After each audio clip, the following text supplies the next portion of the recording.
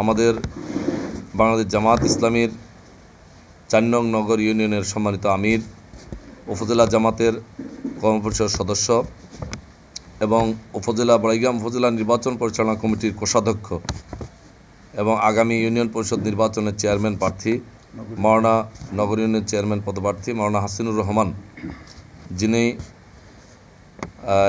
আজকে মর্মান্তিকভাবে অত্যন্ত নির্মম নির্যাতনের শিকার হয়ে রাজশাহী মেডিকেলে চিকিৎসাধীন রয়েছেন।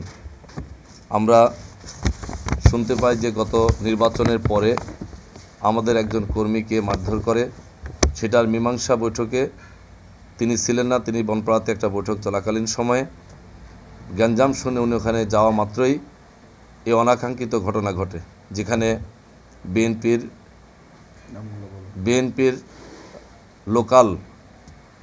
লোকাল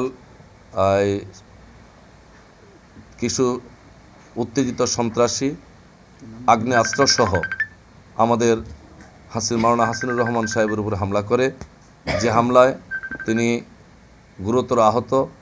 আমরা আশঙ্কা করছি মাথায় তার গুলিবিদ্ধ এবং পিঠে তার কোপ, যে দৃশ্যটা ইতিমধ্যে মিডিয়াতে প্রচার হয়েছে।